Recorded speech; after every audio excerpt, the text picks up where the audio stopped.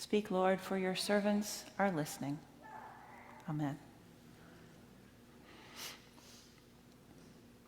Now, the star-belly sneetches had bellies with stars. The plain-belly sneetches had none upon theirs. Those stars weren't so big, they were really so small, you might think such a thing wouldn't matter at all. But because they had stars, all the star-belly sneetches would brag, we're the best kind of sneetch on the beaches. With their snoots in the air, they would sniff and they'd snort. We'll have nothing to do with the plain belly sort. This is one of my favorite stories, certainly my favorite to read out loud. It's the story of the sneetches by Dr. Seuss, who have, these sneetches have a small difference that separates them, as you heard. And the story is about the entrepreneurial Sylvester McMonkey McBean, who capitalizes on that difference and the status that goes with it, emphasizes the difference for his own profit, and leaves them all in quite a muddle, out of which they realize their difference isn't really any kind of a big deal. In the gospel, in all the gospels, the Pharisees say to Jesus' disciples pretty frequently, "Why does your teacher eat with those who don't have stars on their bellies?" And Jesus turns to those star-bellied sneetches and says, "You know what? I've come not to call those who have every righteous box checked, every outward sign of religious and cultural success and privilege. I've actually come to call those whose lives are out of control, those who have nothing to commend themselves. It's only when you leave off your own righteousness, your own privilege, your own success, all those things that make up your false self. It's only when you leave off those that there's actually room for me," Jesus says. The gospel this morning gives us one of those stories from Jesus' life. And as you heard, Jesus compares the prayer of the Pharisee to the prayer of the tax collector. The word Pharisee comes from the Hebrew word meaning separate. And you can absolutely hear the Pharisee separating himself from others in today's story. The Pharisees were a scholarly class, educated experts in the Jewish law. They were influential in the community. So, when the Pharisee in our gospel today is saying how grateful he is not to be like the others, he's not only claiming his righteousness before God, he's also underscoring his class and his privilege, his separateness from all the little people. Contrast this with the tax collector. During Jesus' time, Israel was under Roman occupation. Tax collectors were considered scum because they were collaborators with the occupying empire. The taxes they collected were for Rome, the oppressor. And not only did they assist the enemy in this way, they also often lined their own pockets by demanding extra payments from people. They were the worst of the worst, universally despised. In the Pharisee's mind, there are simply two kinds of people, the righteous and the immoral. And he is grateful that he belongs to the righteous category due to his hard work, his education, his scrupulosity.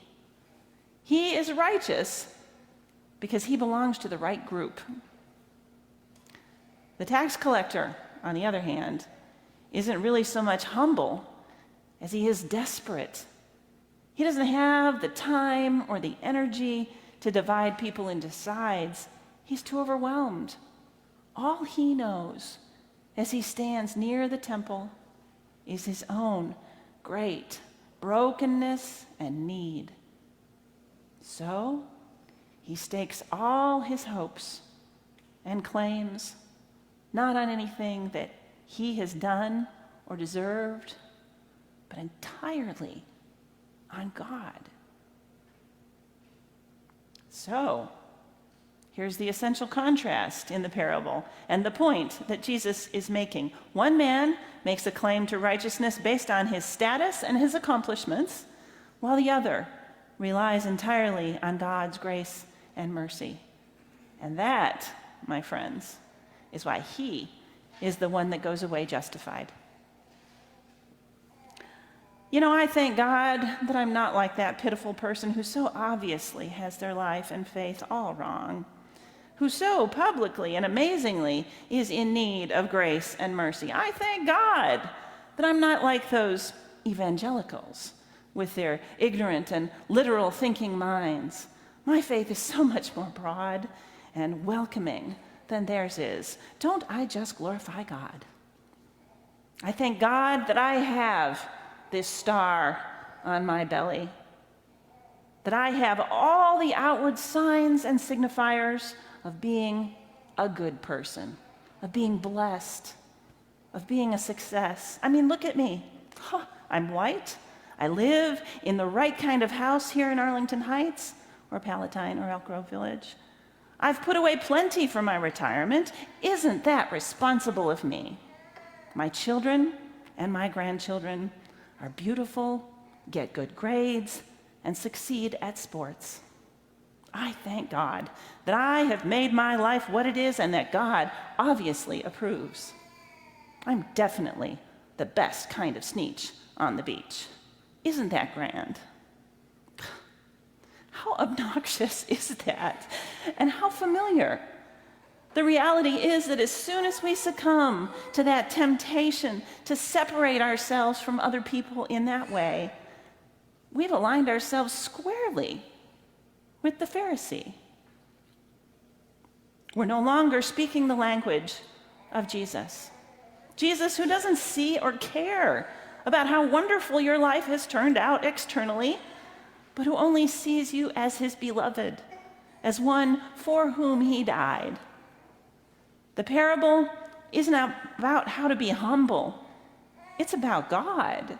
God alone, who restores us, all of us, and makes us whole through no accomplishment or status or separateness or group of our own.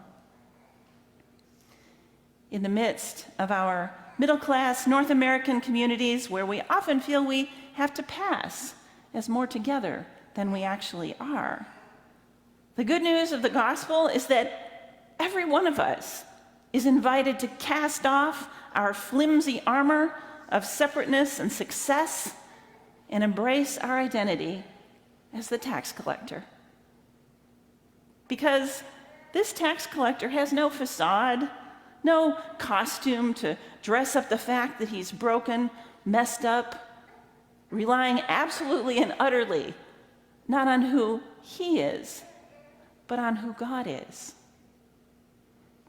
Luke notes very poignantly that the tax collector is beating his breast as he prays. I bet he's crying.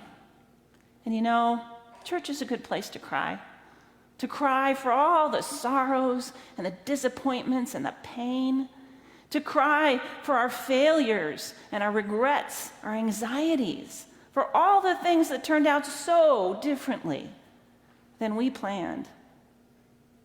Come to me, all you who are weary and carrying heavy burdens, and I will give you rest. I have not come to call the righteous, the lucky, the ones who have it all. I've come to call the sinners, the flawed, the ones who just can't seem to get it together. And despite our many outward successes, my beloved siblings, when you and I stand before God, you and I are that flawed, broken person who can't get it together. The good news of the gospel is that every one of us can quit pretending. We don't have to do any more. We don't have to be that fake part of ourselves anymore. Instead, admitting our brokenness, why not? We are invited to throw ourselves into the open arms of God, who's already there, who's already found us, who wants more than anything to lift us up and bring us home. Go tell that good news. Go live that good news. Amen.